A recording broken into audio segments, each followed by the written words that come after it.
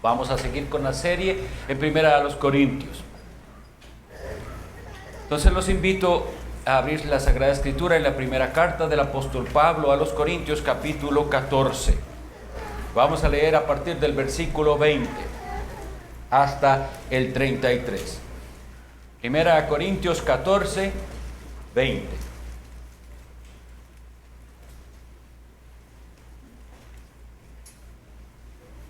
Hermanos, no seáis niños en el modo de pensar, sino sed niños en la malicia, pero maduros en el modo de pensar. En la ley está escrito: en otras lenguas y con otros labios hablaré a este pueblo, y ni aun así me oirán, dice el Señor. Así que las lenguas son por señal, no a los creyentes, sino a los incrédulos, pero la profecía no a los incrédulos, sino a los creyentes. Si pues toda la iglesia se reúne en un solo lugar, y todos hablan en lenguas, y entran indoctos o incrédulos, ¿no dirán que estáis locos? Pero si todos profetizan, y entra algún incrédulo o indocto, por todos es convencido, por todos es juzgado. Lo oculto de su corazón se hace manifiesto, y así, postrándose sobre el rostro, adorará a Dios, declarando que verdaderamente Dios está entre vosotros. ¿Qué hay pues, hermanos? Cuando os reunís, cada uno de vosotros tiene salmo, tiene doctrina, tiene lengua, tiene revelación, tiene interpretación. Hágase todo para edificación. Si habla alguno en lengua extraña, sea esto por 2 o a lo más 3, y por turno, y uno interprete. Y si no hay intérprete, calle en la iglesia y hable para sí mismo y para Dios. Asimismo, los profetas hablen 2 o 3, y los demás juzguen. Y si algo le fuere revelado a otro que estuviere sentado, calle el primero. Vamos a dejar la lectura hasta ahí, porque lo que quería era que tuviéramos el contexto de dónde estamos. Realmente hoy vamos a meditar básicamente en uno de estos versículos. Recapitulando lo que hemos venido estudiando. Estamos estudiando sobre la iglesia, pero la iglesia cuando se reúne. Eso es lo que estamos estudiando, el culto público de la iglesia. Y el apóstol Pablo le había dicho entonces categóricamente a los creyentes de Corinto: lo que no se entiende no edifica. Por lo tanto, los corintios tenían que aceptar que estaban dando un mal uso al don de lenguas que algunos de ellos tenían.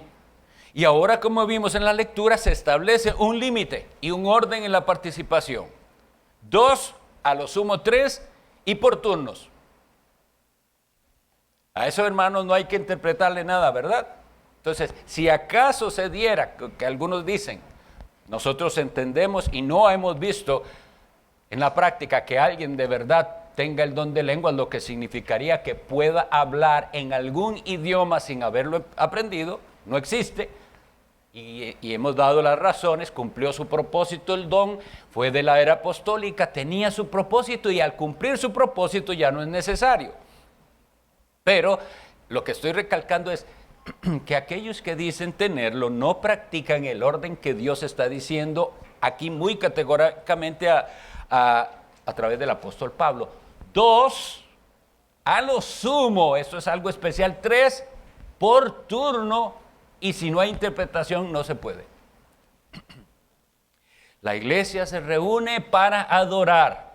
Ese es el principal propósito. Y en la adoración encontramos mutua edificación. No es lugar para hacer alarde de ningún don, ni tampoco para un disfrute egoísta. Todo eso lo habíamos visto. Ahora bien, quisiera que meditemos en este versículo 24 que dice: pero si todos profetizan y entra algún incrédulo e indocto, por todos es convencido, por todos es juzgado. Y el 25 que dice: lo oculto de su corazón se hace manifiesto, y así, postrándose sobre el rostro, adorará a Dios, declarando que verdaderamente Dios está entre vosotros. Entonces vamos a hablar sobre las profecías y sobre lo que queda para nosotros de estas instrucciones para la profecía actual.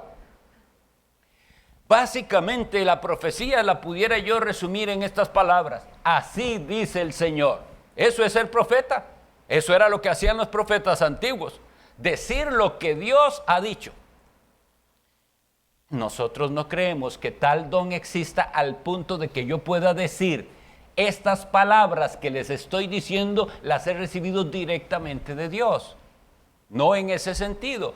Pero creemos que si un hombre predica ajustado a la palabra de Dios, siendo fiel, interpretando correctamente y aplicando la palabra correctamente, él también puede decir: así dice el Señor. Y en ese sentido es palabra profética, es profecía. No al estilo, como les digo, antiguo, con esa autoridad que hacía necesario, por ejemplo, después ir recopilando esos escritos sagrados. Bueno, entonces quisiéramos, ya que entendemos que ese elemento profético se mantiene en la predicación, que diéramos lo que una predicación en el poder del Espíritu Santo debería tener como efectos en las personas. La profecía actual entonces y sus efectos son los siguientes. Primero, la predicación en el poder del Espíritu Santo logra que lo oculto del corazón sea manifiesto. Eso es lo que dice el versículo 25. Lo oculto de su corazón se hace manifiesto. El Salmo 119, versículo 130 dice: la exposición de tus palabras alumbra. Veamos qué relación hay entre eso y lo otro. Cuando la palabra de Dios es expuesta de la manera apropiada en el poder del Espíritu Santo, alumbra, y al alumbrar expone o manifiesta lo que está en oculto. Mientras usted tenga una habitación con la luz apagada y las cortinas cerradas, usted no se da cuenta de lo que hay oculto ahí, sea de suciedad, sea de insectos, lo que sea, no se sabe. Pero tarde usted en venir con una buena luz, que lo que estaba oculto se hace manifiesto. Esa es la ilustración. Por lo tanto, se da en la predicación fiel de la palabra de Dios que los pecados son expuestos. Si la predicación no nos ayuda a ver nuestros pecados que estaban ahí ocultos, no se está cumpliendo el propósito de la profecía. Hay una ilustración muy buena que ojalá todos recordemos. La hemos dado en otras ocasiones. Los pecados son como los hongos. Ustedes saben que para cultivar hongos no se necesita mucha luz, tienen que estar con muy poca luz. Si usted trae luz o los expone al sol, se mueren. Pensemos en nuestros pecados como esos hongos que tienen que ser expuestos al sol de justicia. Y esto es lo que está diciendo aquí. Lo oculto del corazón se hace manifiesto. Si usted sale de la predicación o de la enseñanza de la palabra de Dios y nada ha pasado, no se expuso nada, no hay nada oculto en su corazón que manifestarse, esto es algo triste, porque entonces Dios no le ha hablado ese día. Nosotros deberíamos agradecer que Dios a través de su santa palabra exponga lo que hay en el corazón. Luego lo otro que hace aquí, dice, es: lleva a los pecadores a postrarse. El versículo 25 dice: lo oculto de su corazón se hace manifiesto, y así, en consecuencia, pues, postrándose sobre su rostro, o sea, hace al pecador postrarse. Nosotros sabemos que un día todo ser humano, toda criatura se va a postrar. Eso dice Isaías 45, 23. Eso lo cita Pablo en Romanos 14, 11, y en Filipenses 2, 10 y 11 dice que hay un día en el que toda lengua confesará, que toda rodilla se doblará ante Jesucristo. Esa es la postración. Pero aquí estamos hablando de una postración en esta vida. La exposición de la palabra de Dios nos debe llevar a postrarnos, a reconocer la grandeza de Dios. Solo pueden entonces después de un sermón, después de una enseñanza bíblica, ir y postrarse ante Dios? Los que han escuchado su voz en la predicación. Esto debe darnos temor. Si usted ha estado algún día sentado escuchando un sermón o exposición bíblica y eso no le ha llevado a la postración, debe tener temor. Ese día usted o se tapó los oídos o Dios no le habló, y el que Dios no le hable a usted es alguna cosa muy seria. ¿Le ha hablado Dios a usted por medio de la palabra? ¿Lo oculto que hay en el corazón suyo ha sido manifiesto alguna vez? De manera que usted pueda decirle al Señor ese día: hoy me han mostrado mi pecado. No había visto yo que yo tenía este pecado, o me había querido hacer el ignorante de esto, pero hoy lo has sacado a la luz. Y hoy vengo a postrarme ante ti, porque tú con tu misericordia has tratado conmigo. Hay gente que más bien se entristece si la predicación le hace ver sus pecados. Han habido comentarios: en esta iglesia lo hacen sentir mal a uno. Uno sale de esa predicación más bien deprimido. Pues no es esa la intención. La intención es que una vez que lo oculto de su corazón, ¿o qué preferimos? Tapar todo y cierre y nunca encienda la luz en este cuarto para que no vea lo que hay ahí. No, quiero la luz. La exposición de tus palabras alumbra. Así es que seamos sensatos, y cuando el pecado es expuesto, aunque sí nos deprimamos un rato por ver qué tristeza, hay pecado en mi corazón, no es para ahí, no se queda el asunto. Sigue el otro efecto: postración. Porque, vuelvo a repetir, si usted no se postra a Dios en esta vida, se postrará un día, pero ya no valdrá para su salvación. Todos los salvados y los condenados se postrarán un día, pero lo que queremos es que se postre el ser humano hoy, que hoy sea el día de la postración, de doblar la rodilla ante el Señor Jesucristo.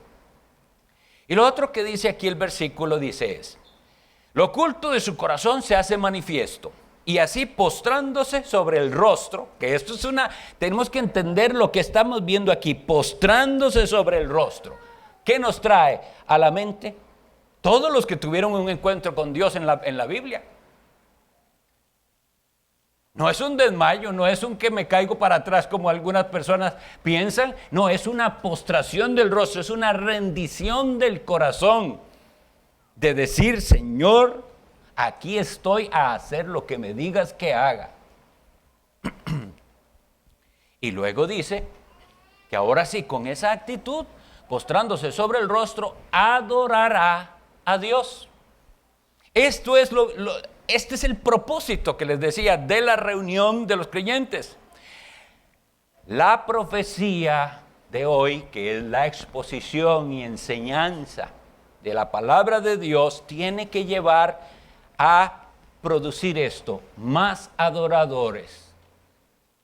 ¿Cuál es el negocio aquí? Esto no es una empresa cualquiera, ni se maneja como una empresa comercial. ¿Sabe cuál es el negocio aquí? Hacer y producir más adoradores de Cristo. Y si una iglesia no está produciendo más adoradores de Cristo, no sirve. Eso es para lo que Cristo nos puso. Entonces dice: ese propósito, postrándose sobre su rostro, adorará a Dios. Hay profecía falsa hoy en día y abunda. Y esa profecía es una profecía como la que leemos en Jeremías. Voy a leerlos un poquito. Jeremías 14, 13 y 23, 16, si pueden ir buscando.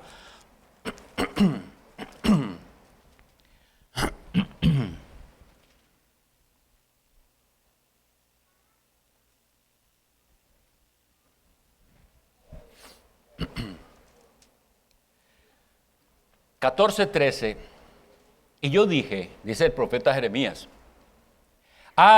Señor Jehová, He aquí que los profetas les dicen, no veréis espada, ni habrá hambre entre vosotros, sino que en este lugar os daré paz verdadera. 23:16.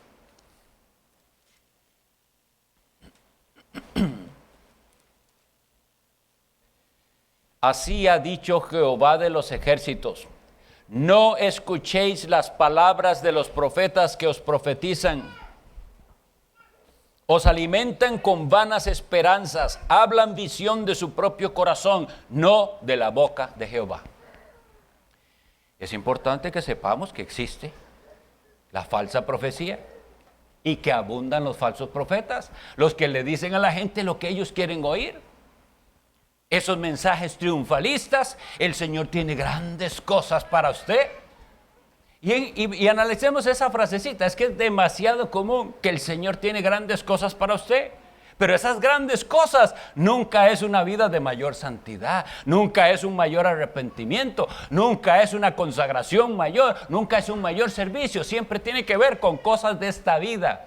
Y esas cosas grandes es mejor salario, un carro, una nueva casa, etcétera. Todas las cosas que son prosperidad material.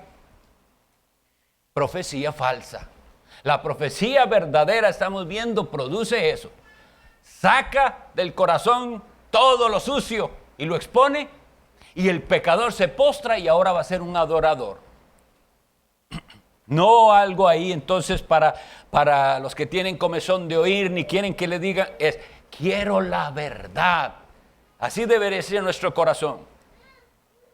Y la verdad me lleva entonces a adorar. Este asunto de la adoración es bien importante, porque entonces, como les digo, es el centro de la adoración, la profecía. ¿Por qué? Porque Dios habla. Nosotros nos reunimos a escuchar a Dios hablar por su palabra. Y esa palabra nos tiene que llevar a adorar, a la adoración. Pensemos entonces, con este versículo tenemos cómo refutar todos esos cultos a Dios que se fabrican, se programan pensando no en Dios y en su gloria como primero, aunque así lo dicen de labios, sino pensando en las personas, en atraer personas. Tanto que así lo programan. Entonces, si hacemos un culto pensando en las personas y en atraer personas, por un lado pudiéramos decir, la intención tal vez es buena, lo que quieren es atraer inconversos, pero los cultos no se hacen para atraer inconversos. El inconverso más bien tiene que en el culto comprobar algo que él no puede adorar, pero se hace un culto en el cual el inconverso sí puede participar y se siente en su mismo ambiente. Oye música del mismo estilo de la que él oye en el mundo. Ve espectáculos como los que puede escuchar en otra parte. Y entonces él no se siente de ninguna manera excluido. El inconverso en un culto correcto tiene que sentirse tan fuera de lugar y anhelar lo que otros sí tienen, que los capacita para adorar. Juan 4:24 describe el clímax de la conversación que el apóstol que Cristo Jesús tuvo con la mujer en Samaria. ¿Quieren leerlo? Juan 4:24. Dios es espíritu, le dice Cristo a esta mujer en Samaria. Y los que le adoran en espíritu y en verdad es necesario que le adoren. Y antes le había dicho, la hora viene y ahora es cuando los verdaderos adoradores adorarán al Padre en espíritu y en verdad, porque también el Padre, tales adoradores, busca que le adoren. Nosotros estamos hoy realmente empezando, introduciendo un tema, no lo vamos a poder ver todo hoy, pero es importantísimo en esta epístola, el culto a Dios. El centro del culto a Dios debe ser la palabra de Dios, pero la palabra de Dios en el poder de su Espíritu tiene que poder medirse. Si está causando estos efectos o no. Sacando lo oculto del corazón, haciendo que las personas se postren a Dios y convirtiéndolos en verdaderos adoradores. ¿Por qué el inconverso no puede adorar? Porque él no puede adorar en el Espíritu, porque él no ha nacido del Espíritu. Solo el que ha nacido de nuevo puede adorar. Pero si usted le pone música mundana, él la puede seguir. Pero estas palabras basadas en la palabra de Dios, él no puede de corazón decirlas.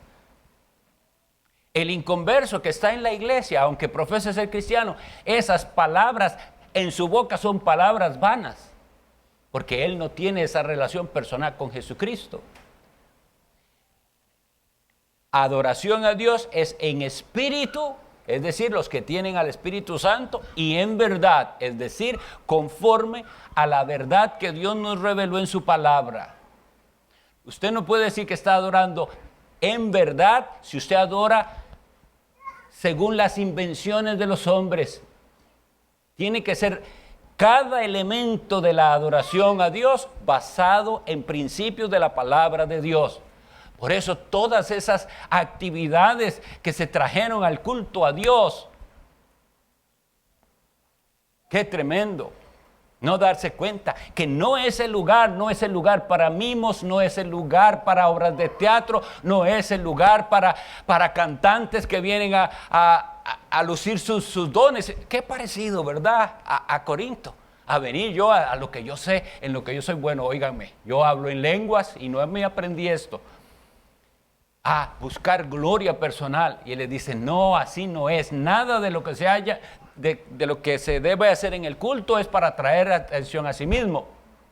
Todo tiene que ser para la gloria de Dios y para edificación de los que escuchan. La descripción entonces de la verdadera adoración es esta. Los pecadores que han sido redimidos por Cristo, cuyos pecados han sido perdonados porque se han postrado ante el Salvador Jesucristo, ahora capacitados por el Espíritu Santo, pueden ofrecer a Dios adoración con la mediación de su Hijo Jesucristo. Aprendámonos eso. No se puede entonces, otra cosa no es adoración, es pecadores perdonados, pecadores a los cuales el Espíritu Santo llevó al arrepentimiento y a la fe en Jesucristo, y esos pueden elevar a Dios Padre en nombre de su Hijo Jesucristo, adoración. Todo lo otro que se llame adoración no es. Y lamentablemente sabemos que en algún tiempo adoración lo definieron como un cierto estilo de canciones. Entonces, hay ciertas canciones que son de adoración y otras que no son de adoración. Eso es porque nos apartamos de la Biblia y comenzamos a ser influidos por lo que otro dijo, pero que no tiene sustento de la palabra de Dios.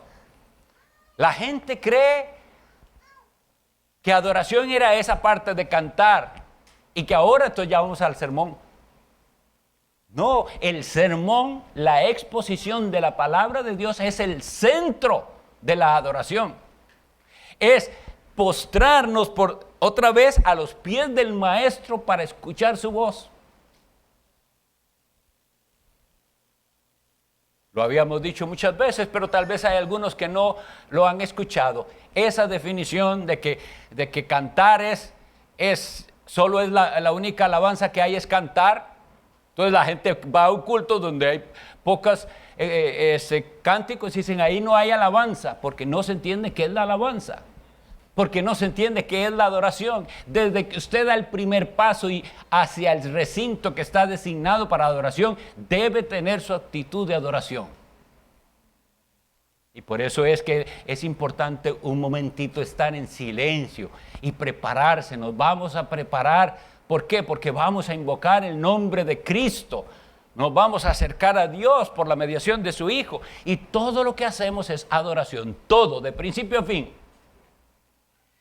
Y entre las alabanzas, que las alabanzas lo único que dice es cómo nosotros exaltamos el nombre de Dios. Lo podemos hacer de diferentes maneras. Una de ellas es cantar. pero no todo, no es necesario que haya canto para que haya alabanza. Alaban a Dios el sol y la luna y las estrellas y ellos no cantan. Eso dice el Salmo, ¿verdad? Alabadle sol y luna. ¿Por qué? Porque cumplen el propósito para el cual Dios los creó y así le alaban. Usted y yo aprendemos aquí a vivir cumpliendo el propósito por el cual Dios nos creó y de esa manera también le alabamos. Pero entonces, como vemos, en Corinto se les habían desenfocado, habían perdido la perspectiva y hacían muchas cosas, pero ya no estaba el orden de Dios. Por eso va a terminar el apóstol diciendo al final, hágase todo decentemente y con orden. Porque ya no había decencia en lo que se hacía ahí y ya no había orden. Tiene que haber un orden. En la próxima lección vamos a explicar ese orden. Pero aquí lo leímos hoy un poquito. Nosotros tenemos que entender la Biblia en su contexto. Y cuando alguien lee, pero si todos profetizan, piensa que es que, ¿cuántos hay aquí? Más de 100 profetizando. Eso no es lo que dice la Escritura, porque sería una contradicción. Pablo les está diciendo que 2 y a lo sumo 3. Esos son los todos a los que está hablando. O sea que puede haber 2 o 3 con el don de la palabra al que se le puede dar espacio para hablar por turno, y si es entendible, y si no se entiende, no puede. Es muy triste lo que ha llegado a suceder hoy en día. Y es triste también ver cómo incluso personas con buenas intenciones, como les digo, pentecostales del pasado, llegaban a este punto y decían, pero si todos profetizan, y no seguía leyendo y pensaba que cualquiera podía profetizar. Y entonces allá un hermano en la esquina decía, así dice el Señor. Y decía lo que él pensaba que decía el Señor. Y por el otro lado, así dice el Señor también. Y eso era el culto, pensando que ese versículo donde dice que todos podemos participar es todos sin excepción. No, todos los que tienen el don, siguiendo esta regla. 2 y a lo sumo 3. Y siempre dice, para edificación. Es de volver a la palabra. Eso es lo que nosotros necesitamos, volver a estas instrucciones tan claras que el Señor nos ha dado. Entonces, veamos lo que sigue en el versículo 25. Postrándose sobre el rostro, adorará a Dios. Ahora sí, capacitado ya por el Espíritu Santo y arrepentido de sus pecados, ahora sí puede adorar a Dios. ¿Y cómo lo hará? Declarando que verdaderamente Dios está entre vosotros. La presencia de Dios es siempre real cuando su pueblo se reúne en el nombre de su Hijo Jesucristo. Esto es innegable. Sienta usted o no sienta, Dios está. Y sin embargo, la presencia de Dios es a veces manifiesta. Es manifiesta de alguna manera que es percibida.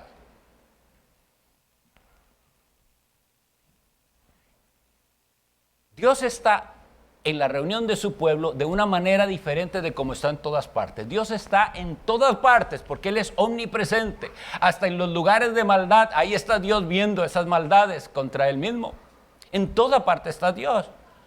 Pero en la reunión de aquellos que invocan a Jesucristo como Señor y Salvador, la presencia de Dios es prometida de una manera especial.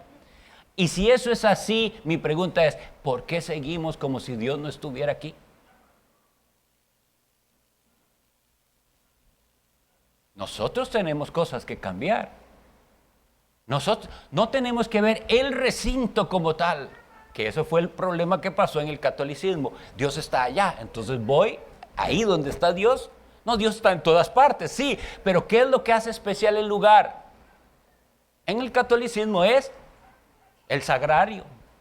En el sagrario se guardan las hostias consagradas. Se vuelve un lugar muy especial para ellos. Pero esto no es bíblico. No, el lugar se convierte en un lugar sagrado porque el pueblo de Dios se reúne en el nombre de Cristo. Luego que nosotros nos vamos de aquí, esto es un lugar como cualquier otro. Tenemos que entender eso. Pero se convierte en casa de Dios y puerta del cielo, como dijo Jacob. Y cuando Jacob tiene ese encuentro con Dios allá, descrito en el libro de Génesis, ¿cuál es su actitud?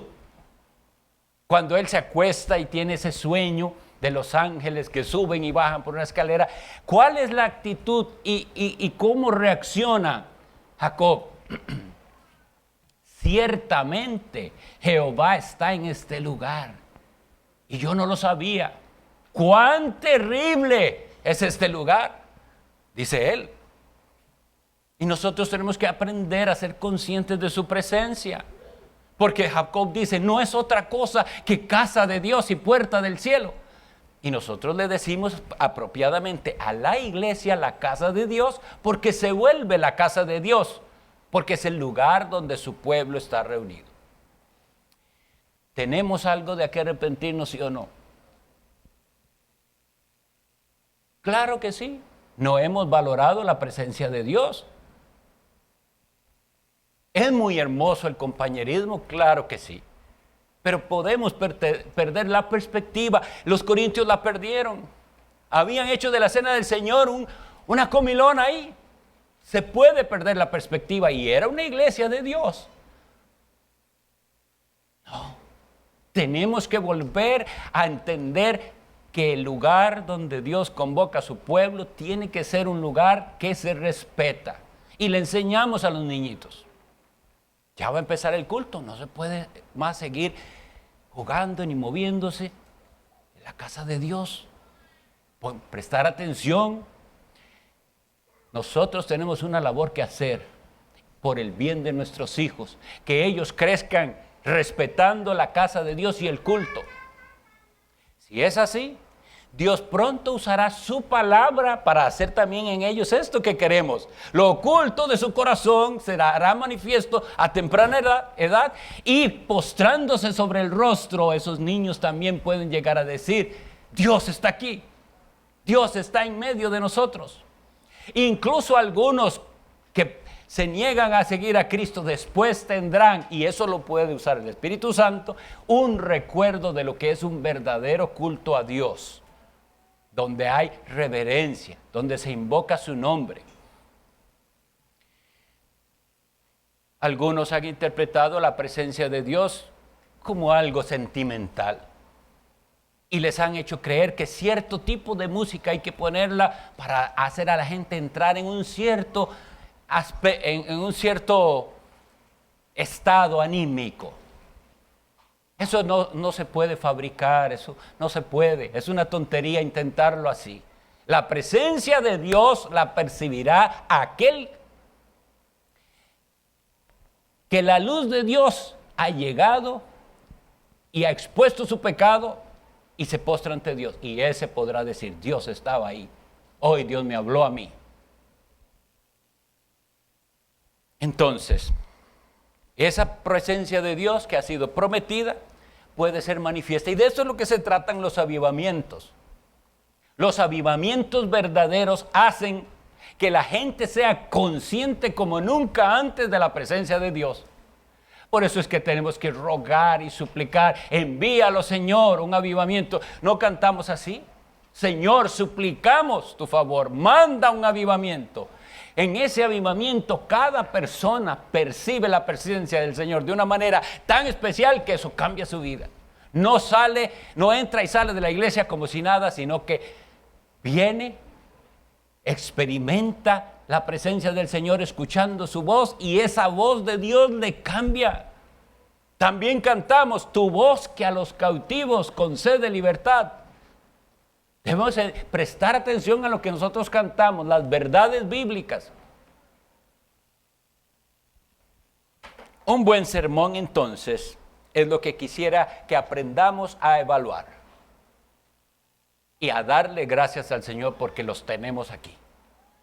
Pero ¿cómo vamos a evaluar los buenos sermones? No es un sermón que le gustó a todos.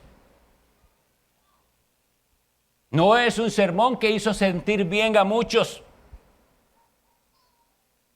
sino que es el que produce un más profundo y sincero arrepentimiento, que nos lleva a una mejor adoración.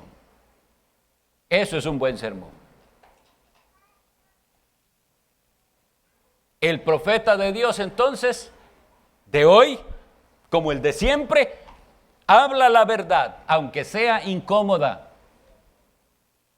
Pensemos en todos los que están descritos en la Biblia: Moisés, Samuel, Elías, Eliseo, etcétera. Todos. A todos les tocó decir lo que la gente no quería oír. Eso hace un profeta de Dios hoy en día también. Y pensemos en el que es llamado el último profeta del antiguo pacto, Juan el Bautista. ¿Para qué complicarse Juan el Bautista metiéndose con el rey, diciéndole: usted vive en adulterio, esa mujer con la que usted vive no es su esposa legítima? Pero eso hace un profeta de Dios. Habla la verdad y no la esconde, independientemente de a quién sea que Dios le mande a hablar. Es importante que nosotros contrarrestemos esto, porque la verdadera profecía no son esas palabras de ánimo que vienen esos que realmente no son predicadores, son animadores, o como les pudiéramos decir, motivadores. Y les dan esas promesas de autorrealización. Pero la profecía verdadera siempre hace lo que Juan hizo: apunta al Cordero de Dios. Este es el Cordero de Dios que quita el pecado del mundo. Entonces, hay que evaluar. ¿Ha oído usted profecía verdadera de Dios? ¿Ha oído a un hombre que está haciendo una labor profética? Mídalo así: si esa predicación apuntó hacia el Cordero de Dios, hacia Jesucristo, o si esa profecía se enfocaba en usted, en el hombre, en hacerlo sentir bien, en darle soluciones para sus problemas de esta vida. Y por eso las predicaciones de ese estilo son 5 pasos para esto y 3 pasos para lo otro, y cómo mejorar en esto y cómo... No, el Cordero de Dios, Jesucristo, debe ser el centro de toda verdadera profecía. Una profecía que lleva al pecador, al pecador cuyos pecados son expuestos, a postrarse y a decir: aquí está Dios, y este lugar es terrible, pero a la vez maravilloso.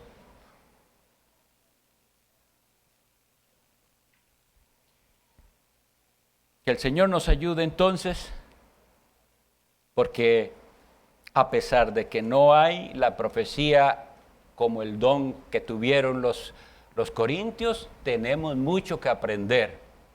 Porque si no nos desviamos de esa manera que ellos se desviaron, dándole importancia a las lenguas y a lo externo y los desórdenes que antes vimos en la cena del Señor, de otra manera el enemigo vendrá a querer hacernos tropezar. Y la única manera es: oigamos la palabra de Dios, pero oigámosla con la reverencia y la atención que merece. Cada vez que usted es desatento a la palabra de Dios, usted está como estos en el tiempo de Israel, que preferían el falso profeta que al profeta de Dios.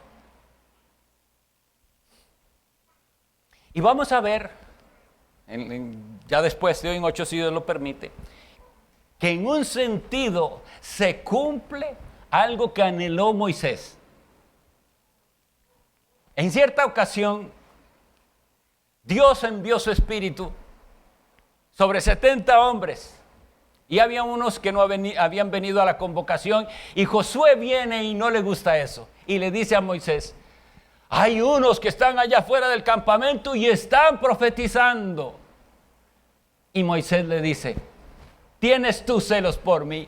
Ojalá Dios mandara su espíritu sobre cada uno de ellos y todo el pueblo de Jehová fuera profeta. ¿Y saben qué? Eso se cumplió. Porque el profeta Joel después dice: profetizarán todos, hombres, mujeres, siervos, niños, todos. ¿Y qué es lo que estaba diciendo? Que se cumple luego en Pentecostés. La bendición de hablar la palabra de Dios ahora llega a cada creyente. Cada creyente. y veremos esto en el culto, incluso cuando nos estamos cantando, a veces estamos dándonos palabras de ánimo unos a otros y en ese sentido también estamos ejerciendo profecía en el sentido correcto. No es venir y decirle el futuro como adivinos, es mostrarle más claramente a Dios y su voluntad. Que el Señor nos ayude a tomar provecho de estas enseñanzas. Dios los bendiga.